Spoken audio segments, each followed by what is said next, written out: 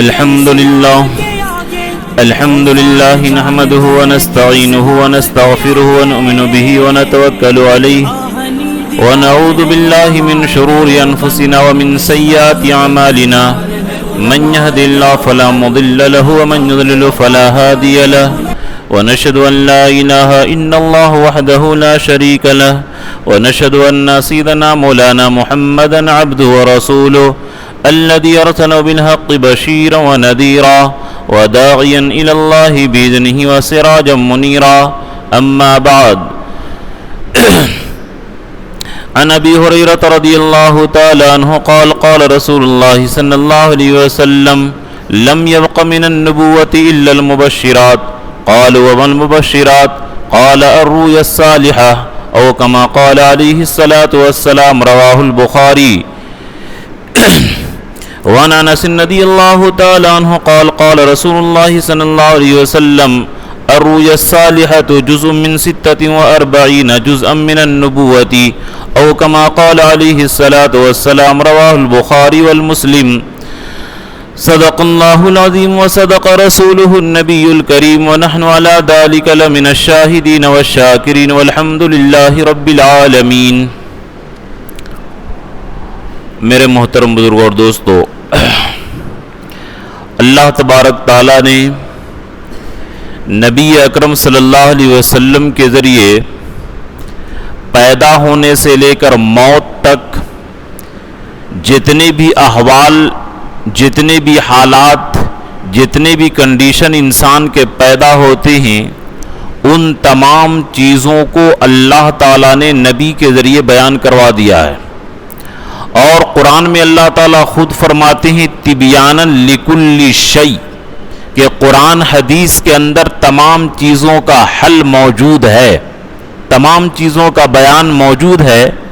اب رہی بات کہ ملتی نہیں ہے تو ہماری اپنی نگاہ کی کمزوری اور علم کی کمزوری ہے، ورنہ اللہ تعالیٰ فرماتے ہیں تبیانا لکل شیء، ہر چیز کا بیان قرآن حدیث کے اندر، شریعت کے اندر موجود ہے. چونکہ بہت سارے لوگ پریشان رہتے ہیں خواب کو لے کر کے، بہت سارے لوگ خواب کی تعبیر پوچھنے کے بارے میں پریشان رہتے ہیں، خواب دیکھ لیے تو پریشان رہتے ہیں.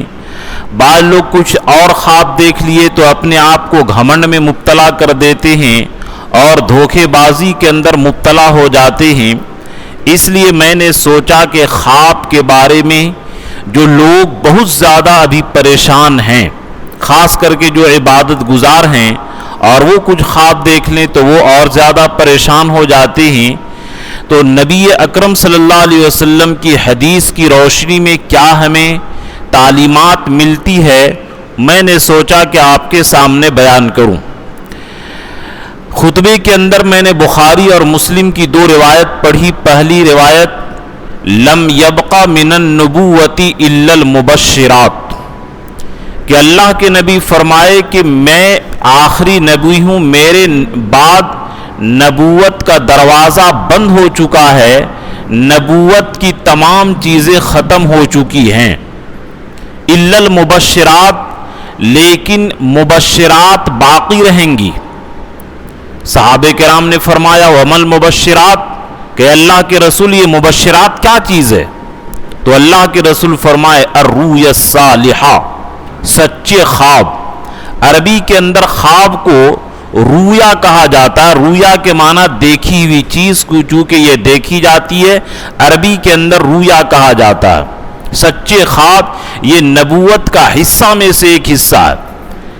لیکن اس کا یہ مطلب نہیں کہ جو خواب دیکھتا اچھا وہ نبوت کا اس کا حصہ مل جائے گا.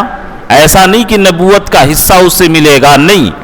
بلکہ نبوت کی چیزوں میں سے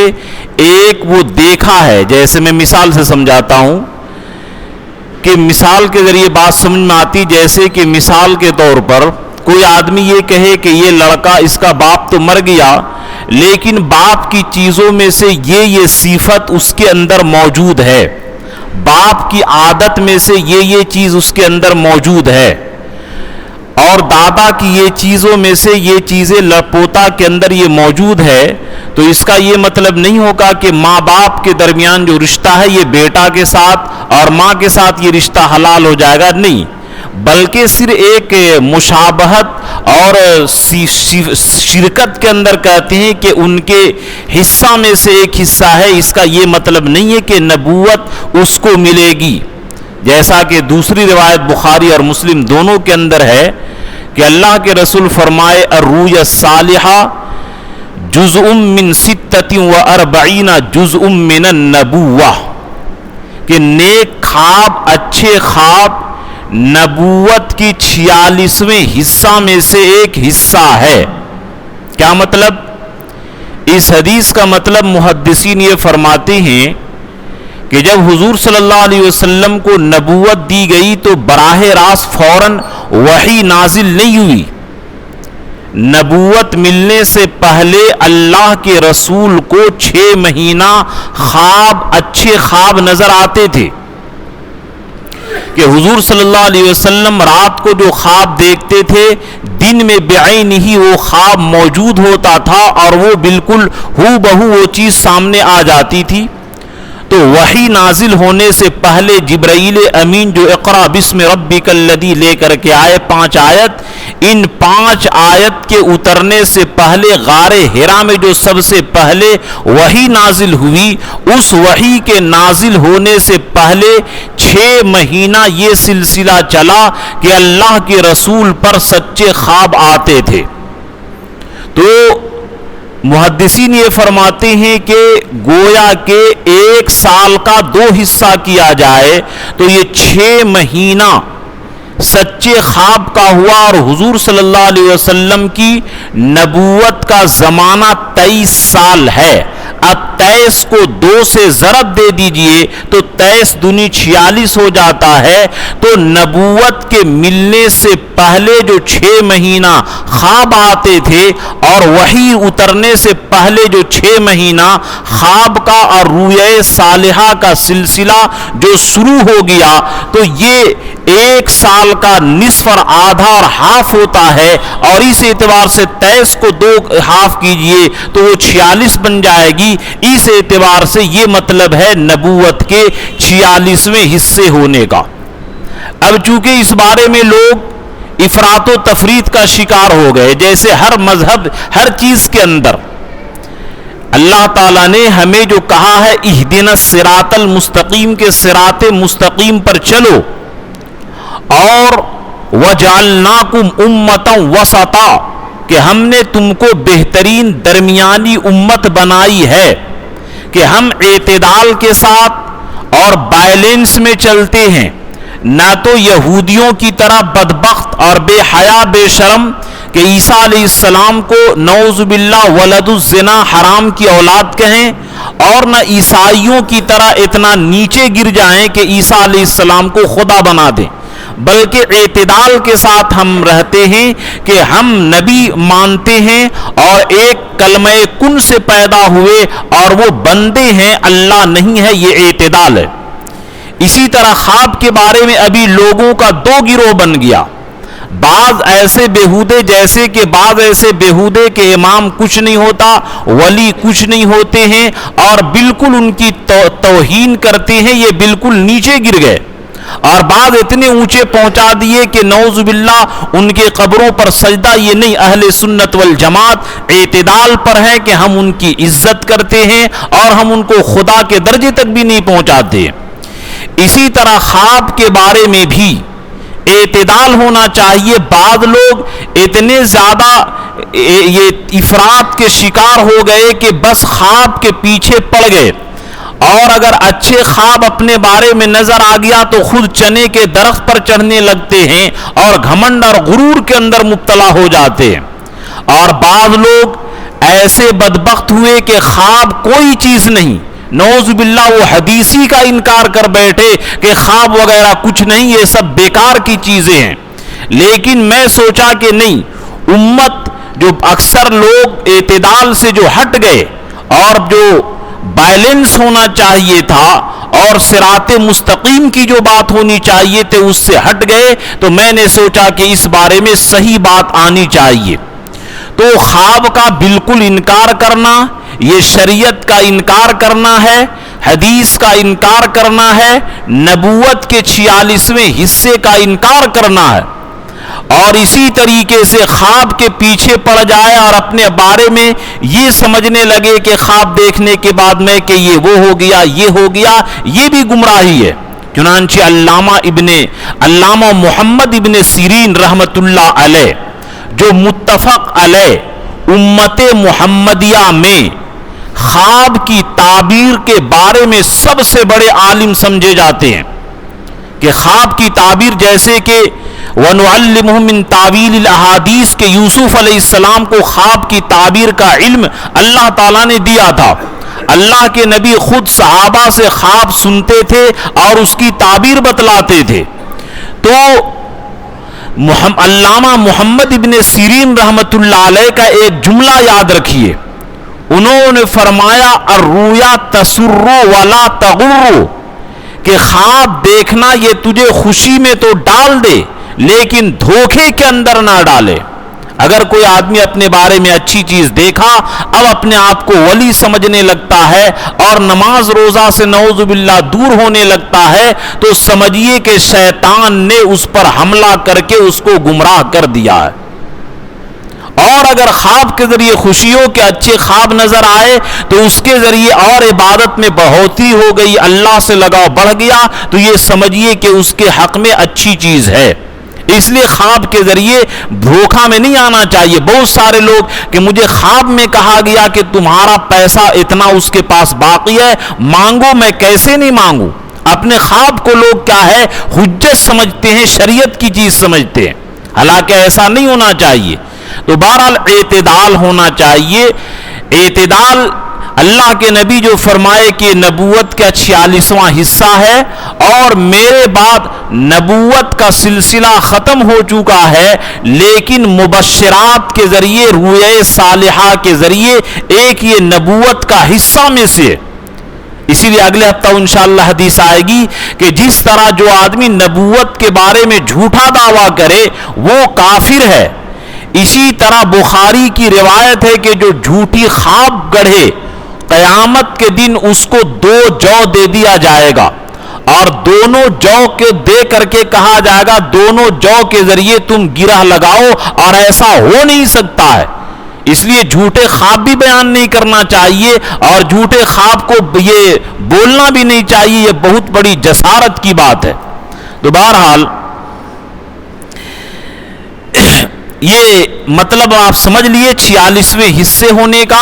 اور نبوت کے حصہ ہونے کا، بلکہ بخاری کے اندر اور مسلم دونوں کتاب کے اندر یہ روایت موجود ہے کہ اللہ کے نبی صلی اللہ علیہ وسلم فرمائے اذا اقترب الزمان لم یکد یکذب روی المؤمنی، کہ آخر زمانہ کے قریب، چونکہ اب نبوت کا سلسلہ تو ختم ہو چکا اور نبوت کی 46واں حصہ یہ باقی رہے گا، اللہ کے نبی فرمائے کہ قیامت کے قریب اکثر مومنوں کا جو نیک مومن ہے وہ سچے خواب دیکھیں گے اور وہ خواب کے ذریعے دیکھ کر کے ان کو بتایا جائے گا کہ یہ حالات پیش آنے والے ہیں۔ اس لیے اگر کوئی، لیکن فرق یہ ہے کہ نبیوں پر جو چیز آتی ہے وہ وحی قطعی ہے، اس کا انکار کفر ہے۔ اور اگر کوئی بزرگان دین خواب دیکھیں اور وہ آپ کو بیان کریں، آپ اس کو نہ مانیں، تو اس کے اندر کوئی گناہ آپ کو نہیں ہوگا، آپ کو قیامت کے دن پکڑ نہیں ہوگا۔ آپ کی عقیدت کی بات ہے کہ آپ ان کے خواب کو نہ مانیں، تو اس میں کسی طرح کی کوئی حرج کی بات نہیں ہوگی۔ یہ فرق ہے نبیوں کے خواب اور ولیوں کے خواب کے درمیان، کے نبیوں کا خواب یہ وحی کے درجے میں ہوتا، اس کا انکار کفر ہے، اور ولیوں کا خواب یہ وحی کے درجے میں نہیں ہوتا، اس کا انکار کفر نہیں ہے، البتہ بے برکتی ہے۔ اب یہاں پر ایک بات آپ سمجھیے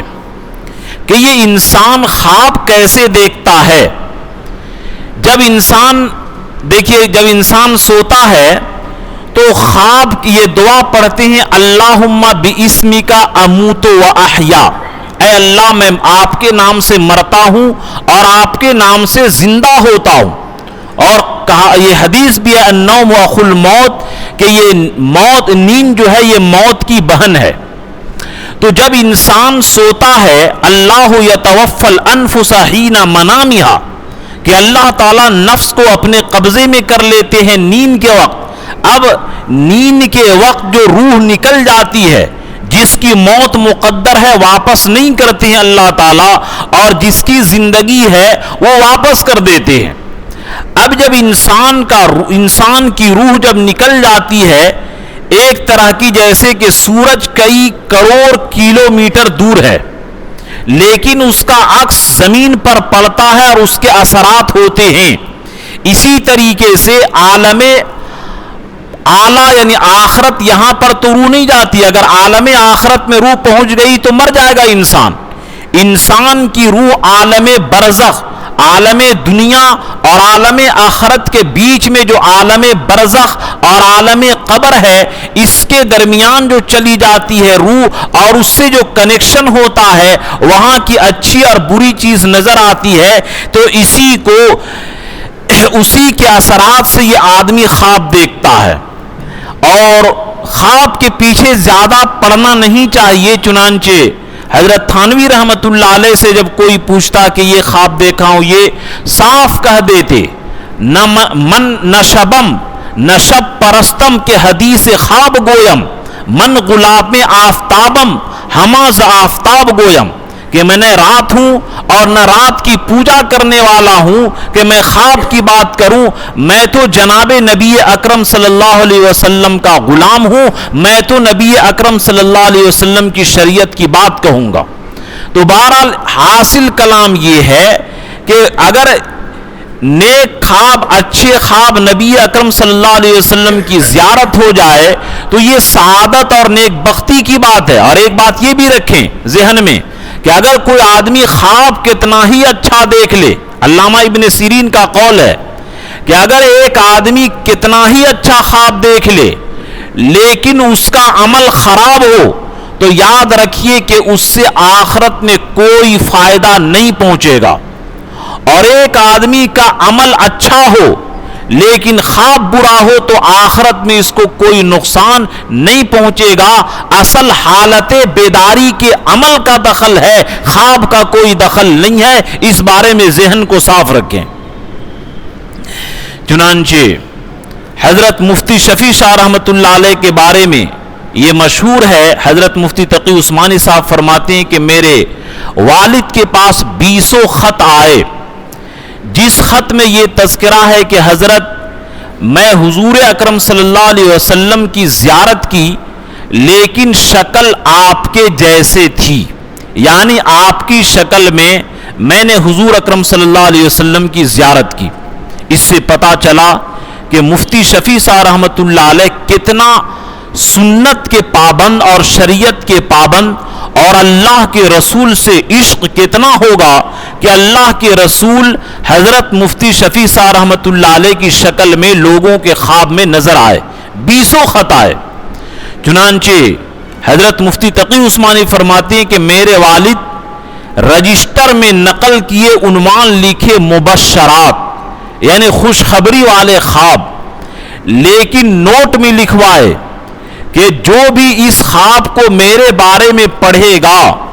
دھوکہ میں نہ مبتلا ہو کہ میں بہت بڑا ولی ہوں اور بہت بڑا میں اللہ کے رسول کا سچا عاشق اور میرا مرتبہ بڑھ گیا ہے, ایسا کوئی نہ سمجھے. بس نیک فعلی کے طور پر کہ اللہ تبارک تعالیٰ سے گمان ہے کہ لوگوں کے جو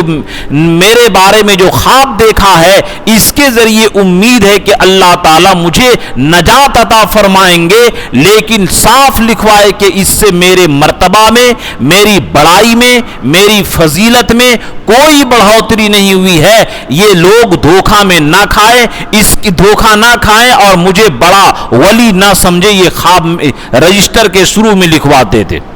تو میرے دوستو اصل چیز ہے بیداری کی حالت میں شریعت کی پیروی. خواب دیکھنا یہ انسان کے اپنے اختیار میں نہیں ہے, جیسے کہ بعض گھر میں مرنی گھر میں رشتہ داروں کی جب موت ہو جاتی ہے تو جانا ہوتا ہے، تو عورتیں خاص کر کے کہتی ہیں کہ رو مت ورنہ مردہ تم کو خواب میں دکھانے نہیں آئے گا۔ اس میں یاد رکھیے کہ خواب دکھانے کی طاقت مردے کو نہیں ہے، یہ بات ذہن میں رکھیں۔ خواب دکھلانے کی طاقت یہ مردے کو نہیں ہے، بلکہ خواب دیکھنے والے کے ذہن کے اثرات کا اثر ہوتا ہے جو انسان خواب دیکھتا ہے۔ یہ غلط ہے عورتوں کا کہنا کہ تم روئے گی اور ایسے کرے گی تو تمہارا بھائی تمہارا باپ تمہیں خواب میں ملنے نہیں آئے گا۔ مردوں کا اپنا کوئی دخل نہیں، وہ تو دوسری دنیا کے اندر وہ پہنچ چکے ہیں۔ تو بہرحال خواب کی وجہ سے ثواب میں اضافہ بھی نہیں ہوتا ہے، کیونکہ یہ غیر اختیاری ہے، انسان کا اپنا اختیار میں نہیں ہے، اور جو چیز غیر اختیاری ہو اس کے اندر انسان کے ثواب کا کوئی دخل نہیں ہوتا ہے۔ البتہ یہ نیک فعلی ہے کہ جو حضور صلی اللہ علیہ وسلم کو دیکھ لے تو انشاءاللہ اس کا ایمان پر خاتمہ ہوگا۔ چنانچہ تمام احادیث کا تذکرہ اس ایک ہفتے میں نہیں ہوگا، بقیہ احادیث کا تذکرہ انشاءاللہ اگلے ہفتہ ہوگا۔ اب یہاں پر ایک بات آپ سمجھیے کہ خواب کی کئی قسمیں ہیں، انسان ہر چیز کو خواب ہی سمجھتا ہے۔ اس لیے میں نے جو مطالعہ کیا، جو حاصل مطالعہ ہے، اور اس پر ایک بہترین کتاب حضرت مولانا اعجاز صاحب اعظمی رحمت اللہ علیہ کی ہے، خواب کی شرعی حیثیت۔ انہوں نے بڑی تفصیل کے ساتھ خواب کے بارے میں لکھا ہے۔ انہوں نے خواب کے 5 اقسام لکھے ہیں کہ خواب کی 5 قسمیں ہوتی ہیں۔ ان میں سے پہلی چیز ہے بشرا، یعنی خوشخبری، جس کو اللہ کے رسول خود فرمائے لم یبقى من النبوۃ الا المبشرات، کہ نبوت میں سے صرف مبشرات یعنی اچھے خواب یہ باقی رہ گئے، ورنہ نبوت کی کوئی چیز باقی نہیں رہی۔ بشرا کیا ہے کہ حالت بیداری میں یا حالت خواب میں کوئی خوش کرنے والی چیز نظر آ جائے، اور یہ انبیاء کو ہوتا تھا، جیسے کہ حضور اکرم صلی اللہ علیہ وسلم جاگتے ہوئے اور بیداری کی حالت میں ایک مرتبہ معراج کے لیے تشریف لے گئے، لیکن خواب میں کئی مرتبہ معراج کیے جنت میں گئے کہ حضرت بلال سے فرمائے کہ اے بلال، کیا بات ہے کہ میں جنت میں آج رات گیا تھا خواب میں، اور میں اپنے آگے آگے تیرے جوتے کے چلنے کی آواز محسوس کر رہا تھا۔ تو حضرت بلال فرمائے کہ جب بھی میں وضو کرتا ہوں تو تحیۃ الوضو ضرور پڑھتا ہوں، اگر مکروہ وقت نہ رہے، اس کی برکت سے آپ یہ سن رہے ہوں گے۔ تو اللہ کے رسول کئی مرتبہ، یہ تعداد معلوم نہیں ہے، کئی بہت زیادہ مرتبہ خواب میں جنت کی زیارت کیے، جہنم کی زیارت کیے، فرشتے سے ملاقات ہوئی، عالم بالا سے اللہ کے رسول دیکھتے تھے۔ تو یہ انبیاء کو ہوتا ہے، اور اسی طریقے سے بعض مرتبہ جو نبی صلی اللہ علیہ وسلم کے شریعت کے پابند ہیں اور جو سچے لوگ ہیں، یہ حدیث بھی ہے اصدقہم رویاً اصدقہم حدیثاً، کہ جن لوگوں کی بات زیادہ سچ ہوتی ہے خواب بھی ان کے زیادہ سچے ہوتے ہیں، اور جو لوگ جھوٹے ہوتے ہیں ان کے خواب بھی جھوٹے ہوتے ہیں، اور غیر مسلمین کا خواب بالکل جھوٹا ہوتا ہے۔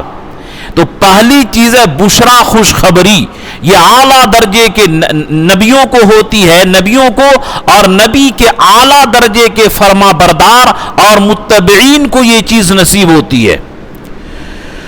دوسری چیز ہے خواب ملکی، فرشتے کے ذریعے کوئی چیز دکھائی جائے، یا اچھی چیز رویا صالحہ کے ذریعے، جیسے کسی کو دودھ دکھایا جاتا ہے، کسی کو شہد، کسی کو مچھلی، کسی کو اور چیز دکھائی جاتی ہے، یہ بھی نیک لوگوں کو دکھائی جاتی ہے۔ ان دونوں کو رویا صالحہ کہا جاتا، اچھے خواب۔ تو ایک ہوا بشرا اور ایک ہوا ملکی، یعنی اچھے خواب، نیک لوگوں کو نظر آنا۔ تیسری چیز ہے تخویف شیطان، شیطان کا ڈرانا۔ چنانچہ یہ روایت بخاری کے اندر موجود ہے، اللہ کے نبی صلی اللہ علیہ وسلم فرمائے الرؤیا الصالحۃ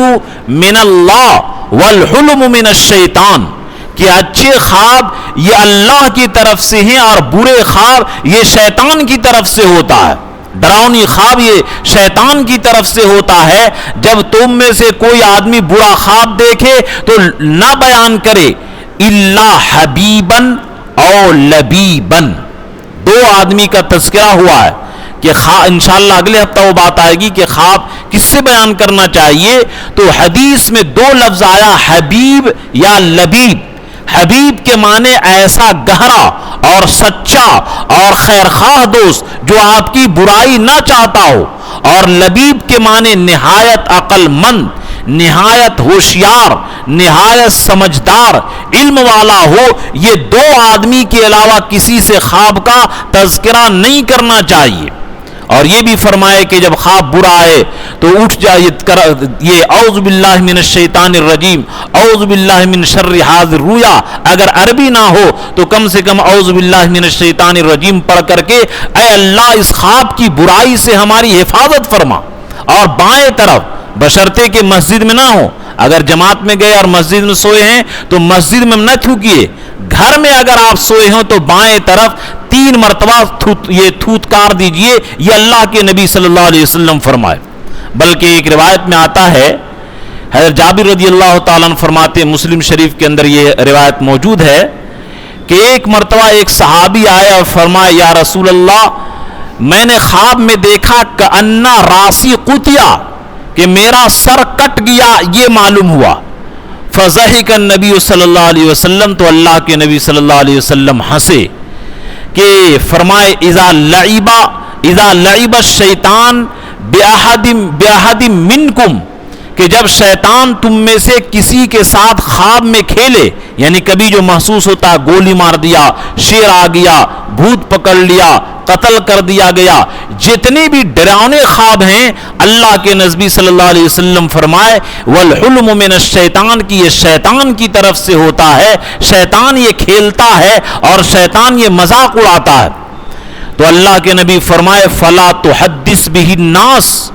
کہ اگر اس طرح سے خواب نظر آئے تو تم اس طریقے لوگوں کے سامنے بیان مت کیا کرو،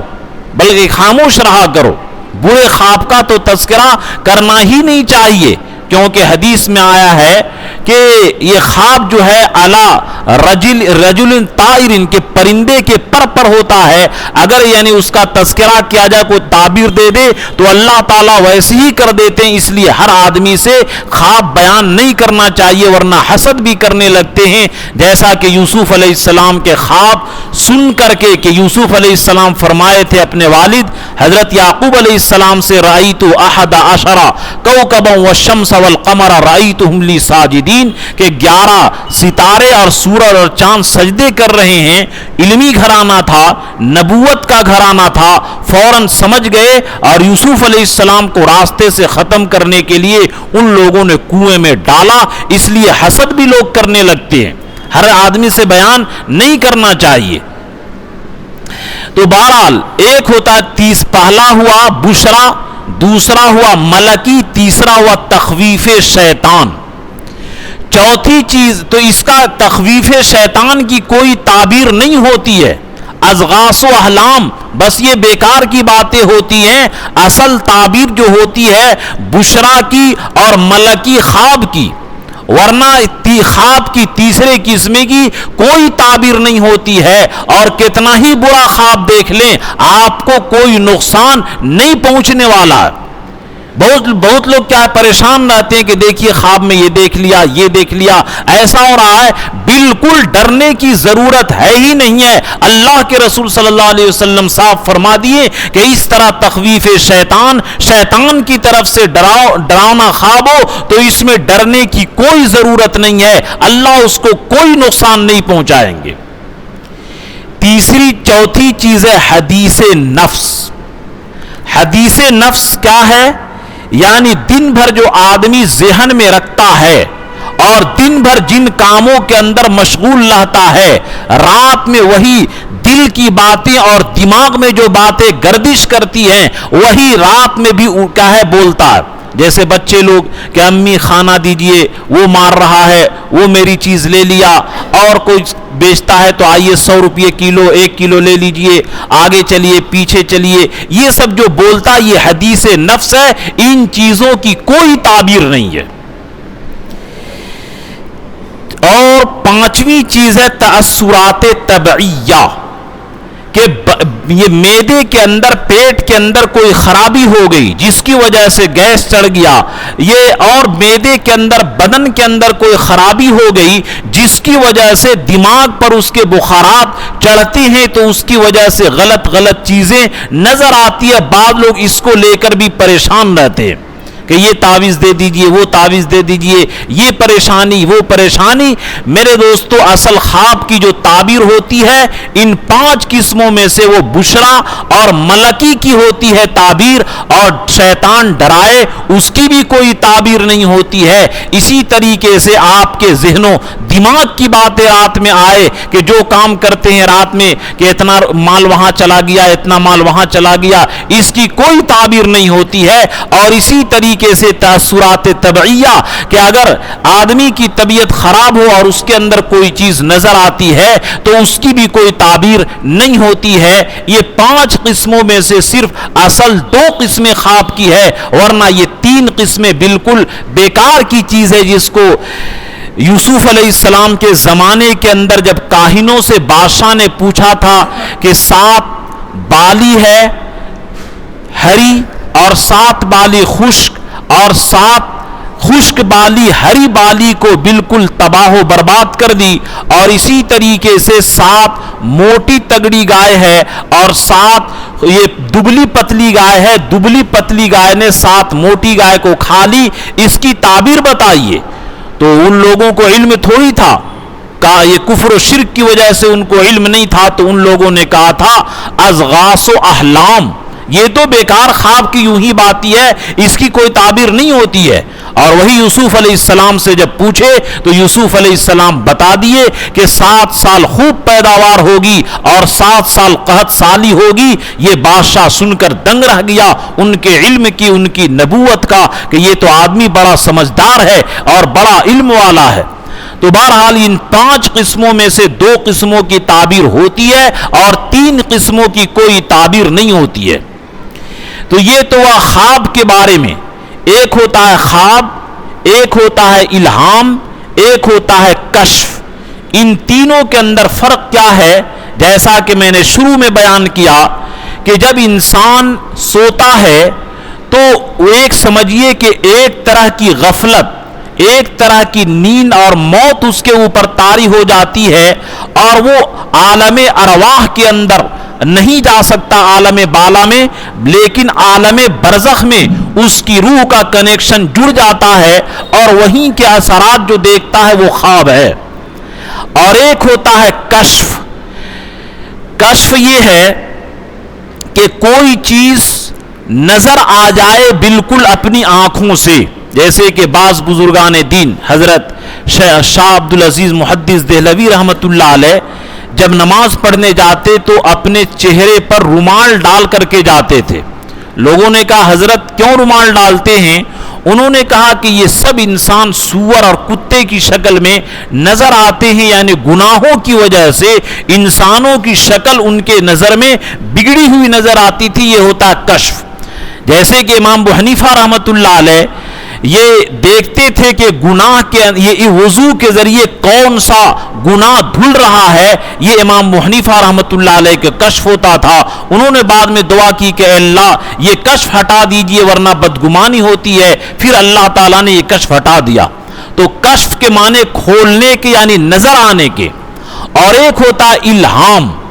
الہام کہتے ہیں دل کے اندر کوئی بات آ جانے کو۔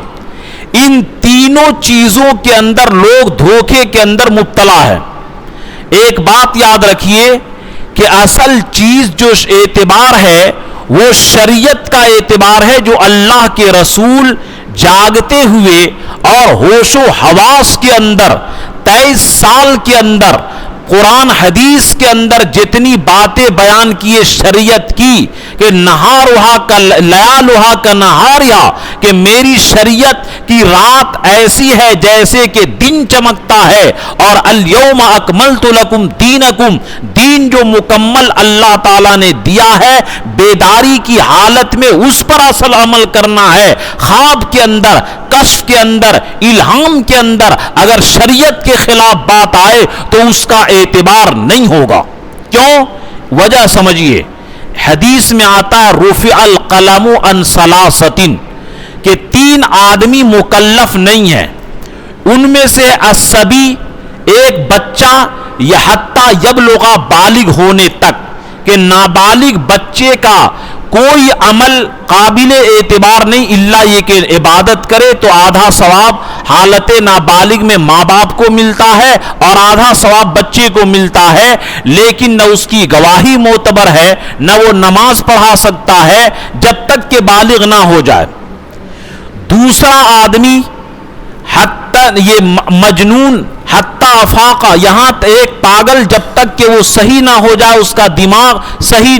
طور پر مکمل صحت کی طرف نہ آ جائے، پاگل آدمی بھی مرفوع قلم ہے کہ پاگل کے پیچھے نماز جائز نہیں ہے، اس کے پیچھے تراویح نہیں پڑھ سکتی ہیں، اس کی گواہی معتبر نہیں، پاگل ہے۔ تیسری چیز ہے نائم، سونے والا، کہ جو آدمی سوتا ہے، سونے کی حالت میں کوئی بیوی کو طلاق دے دے، نیند کی حالت میں تو اس کی بیوی کو طلاق نہیں پڑے گی۔ سونے کی حالت میں کوئی کلمہ کفر بک دے، ایمان کے اندر کوئی خرابی نہیں ہوگی۔ سونے کی حالت میں اپنی جائیداد کسی کو دے دے، اس سے اس کی جائیداد نہیں دی جائے گی، یعنی سونے کی حالت میں معتبر نہیں ہوگا، کیونکہ سونا یہ تو غفلت کی چیز ہے، یہ موت کی چیز ہے۔ اسی لیے آدمی دعا پڑھتا ہے اللہم باسمک اموتو، میں اللہ آپ کے نام سے مرتا ہوں، یہ موت کی بہن ہے نیند، اس لیے اس حالت کا اعتبار نہیں ہے۔ اب میں اس کو واقعہ سے سناتا ہوں آپ کو،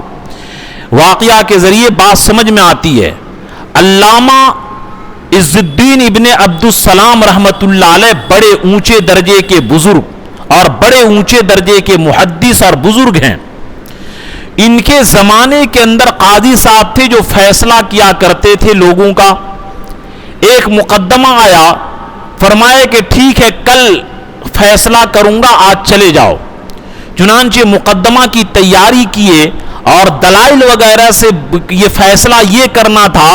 لیکن رات میں اللہ کے نبی صلی اللہ علیہ وسلم خواب میں آئے اور فرمائے کہ فیصلہ ایسے نہیں کیجئے قاضی صاحب، فیصلہ اس کے خلاف ایسے کیجئے۔ اب یہ قاضی صاحب بڑے پریشان کہ شریعت کا حکم یہ ہے اور اللہ کے نبی خواب میں یہ حکم دے رہے ہیں، اب میں فیصلہ کیسے کروں؟ چنانچہ بادشاہ وقت کے پاس گئے، بادشاہ تمام علماء کے شہر کے علماء کو بلائے، میٹنگ ہوئی، تمام علماء پریشان کہ یا اللہ فیصلہ کیا کیا جائے۔ اس مجمع میں عز الدین ابن عبد السلام رحمت اللہ علیہ کھڑے ہوئے اور فرمائے قاضی صاحب فیصلہ آپ شریعت کی روشنی میں جو شریعت کا حکم ہے اس کے مطابق کیجئے، خواب کے مطابق فیصلہ نہیں کیجئے، اور اس کا تمام ثواب اور گناہ میرے سر پر لاد دیجئے۔ اور دلیل کیا دیے؟ دیکھیے اللہ کے رسول صلی اللہ علیہ وسلم جو پیروی کا حکم دیے ہیں حالت بیداری میں، حالت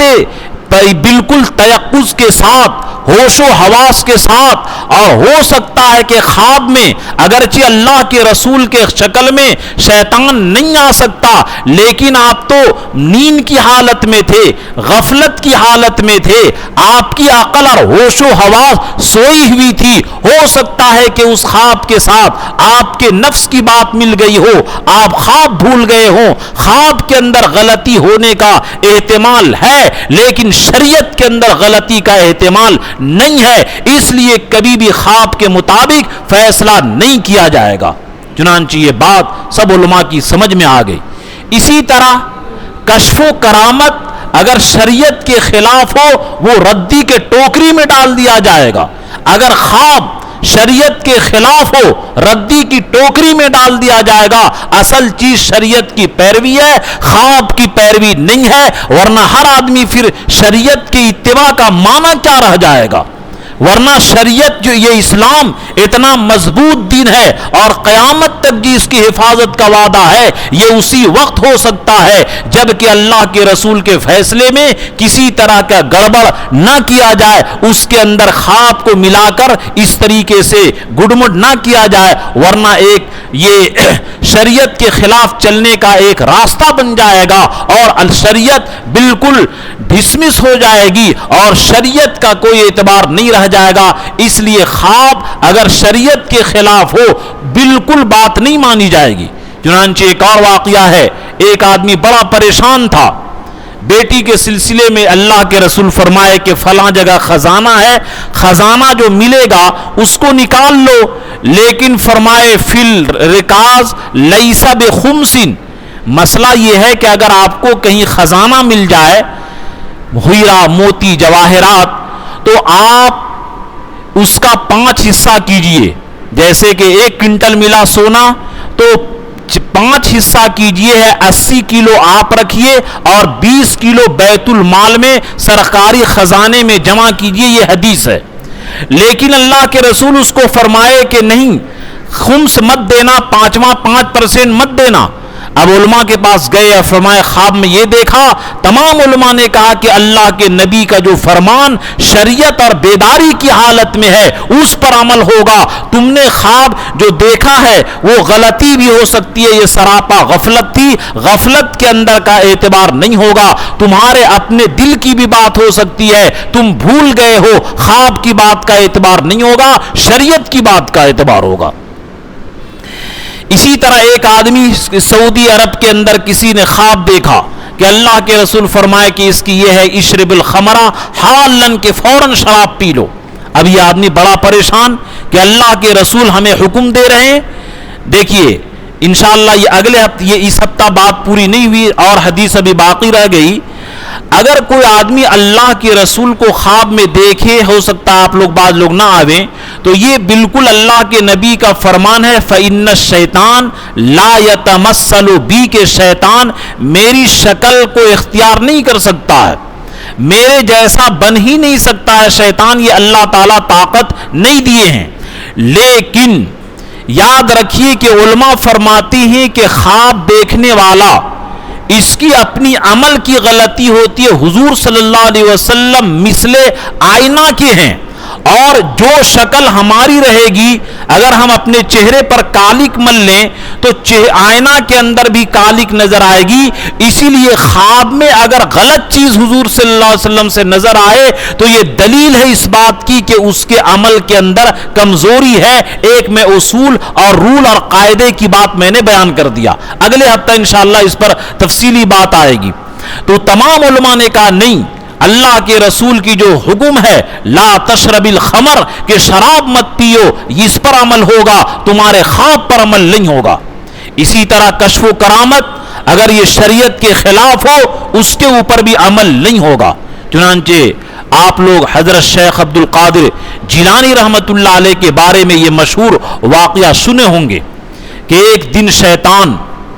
ایک نہایت روشنی چمکایا ان کے سامنے، یہ بڑے پریشان کہ یا اللہ یہ کیا نوبت ہے، تو غیب سے آواز آتی ہے کہ اے عبد القادر، تم اتنے بڑے اللہ کے چہیتے ہو گئے اور اتنا اللہ کے مقرب ہو گئے،